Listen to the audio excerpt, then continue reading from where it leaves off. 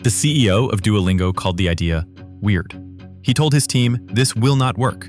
He only approved it because he assumed it would fail invisibly. He was wrong. That one decision unlocked a viral marketing machine. But at the same time, the company made the opposite bet. They chose AI efficiency over human creativity. And their most loyal users started a revolt. They deleted the app, abandoning 1,000-day streaks. They said AI was killing the company's soul. Their story reveals a critical paradox for every founder.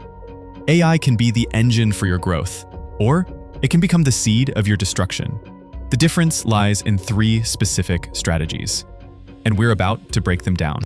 We are told that AI is the future, a tidal wave of innovation that will change everything. But for founders on the front lines, that isn't helpful. It doesn't answer the real questions. How do you actually use it? What does it really change? And where are the hidden traps?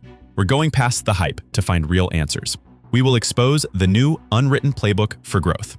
To do that, we'll follow the story of 3 iconic companies. We'll see how they used AI to solve their biggest problems. Our investigation begins with the company at the heart of our paradox, a company that both soared and stumbled on its AI journey, Duolingo. Every educational app faces the same enemy. It's a silent killer, the slow fade of user motivation. A student gets a question that is too hard, they feel frustrated, they quit. Or the lesson is too easy, they get bored, they quit. This is the razor's edge Duolingo had to walk. How do you keep 500 million learners perfectly engaged? How do you create a Goldilocks lesson for every person, every day? For years, the answer was, you can't. It was impossible at scale. Until a small team built a secret weapon. They called it Bird Brain. Bird Brain is an AI with a very specific job. It watches you. It learns how well you know every single word. It calculates the exact difficulty of every exercise. Then it builds the perfect lesson, just for you. It is a private tutor for millions. The results were immediate. Internal tests proved learners were more likely to return, day after day. But this powerful engine needed fuel. It needed content. And creating content was a painful bottleneck. It took 12 long years to build just over 100 courses, so they unleashed another AI, this time a large language model. Suddenly, they could create 148 new courses in a single year, a 10-fold increase in speed. The CEO called it close to 100% automatically. The growth flywheel began to spin faster than ever. Daily active users soared, revenue climbed. The AI strategy was working perfectly. It was a story of pure, undeniable success. But there was a cost, a shadow to this victory that the company didn't see coming. Because the same drive for AI efficiency also sparked the user revolt from our opening. This raises a terrifying question for any founder. What happens when the machine you build to help your users begins to alienate them?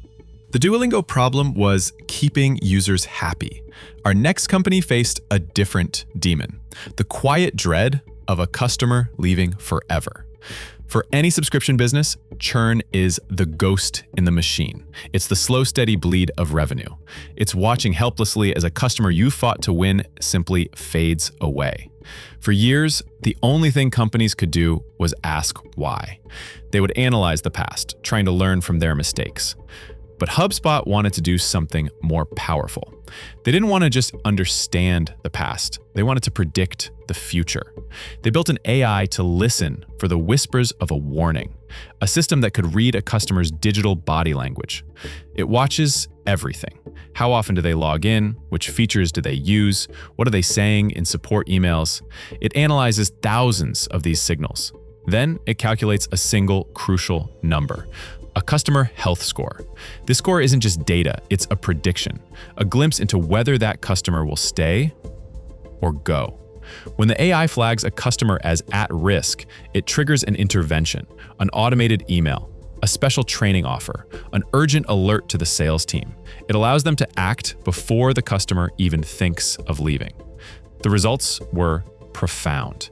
A survey found 30% of users saw a reduction in churn. But more than that, it changed the work itself. The AI saved each customer service rep 15 hours per week. It freed them from guessing games. It let them focus on building relationships. They were no longer just reacting to problems. They were preventing them. But this incredible power came with a catch, a question of trust, because the AI that gave them this vision was a complete black box. Customers could see the score, but not the logic behind it. They couldn't see how the AI made its decisions. They just had to trust it. And this creates a troubling dilemma for every modern business. How much control are you willing to give up for a perfect prediction? But what if the most powerful strategy isn't a complex secret algorithm at all? What if it's something much simpler? Our final company faced a more fundamental problem. How do you get noticed in a crowded world? How do you compete when your rivals have endless cash for ads? You can't outspend them, so you have to outthink them. This is the story of how Zapier built a growth machine. Without a massive marketing budget, it's a story of brute force turned into brilliance. In the early days, their strategy was simple. The founder, Wade Foster, would hang out in online forums. He looked for people complaining. People who said, "Why doesn't this app connect to this one?" He would answer every single post, one by one. It was a slow, manual process, but it revealed a powerful human insight. People weren't searching for workflow automation. They were searching for specific solutions to specific problems. And there were millions of these problems. Too many for any human team to answer, so they built a machine to do it for them. They created a system that automatically generates a web page for every single app-to-app connection they offer. Gmail to Trello, Slack to Google Sheets, 50,000 different pages, each one targeting a very specific need. Now, this strategy should have failed. Google is supposed to penalize this kind of low-value automated content. But Zapier had a genius insight. They made each page genuinely useful. Every page included their proprietary data, the specific triggers and actions for each integration. It was real information that only they had. They didn't just build pages. They built 50,000 answers. The scale of the result is hard to comprehend. Estimates suggest this system brings in millions of visitors every month, a river of high-intent users flowing directly to their product. It's an automated engine built on a simple human truth. Listen to what your customers are asking for, and then answer their question at scale. This brings us to our final lesson. It reveals a different path through the AI paradox. So we return to our original paradox. Duolingo's story of triumph and turmoil. The story of an AI that both built and bruised a beloved brand. How can one technology hold so much promise and so much peril? The journeys of these three companies give us a map. They show there's no single easy answer. There's only a tightrope we all must walk. Duolingo's story is a warning.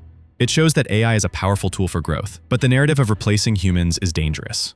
The lesson? Use AI to augment your team, not just replace it. HubSpot's story shows us the trade-off. Predictive power is tempting, but a black box system demands blind trust from your customers. The lesson? Balance the power of your AI with transparency. And Zapier's story is a revelation. It proves the most powerful strategy is often the smart automation of a simple human insight. The lesson? Always start with the human problem. In the end, the new AI Playbook is not just about technology, it's about judgment. It's about knowing when to use the machine and when to trust the people. The real challenge is not building the smartest AI. It's about putting a human heart at the center of the machine. It's about building a brand that people don't just use, it's about building a brand they will fight for. If you enjoyed this look into scalable AI app growth, consider subscribing for more deep dives into the technologies and companies shaping our world. Thanks for watching.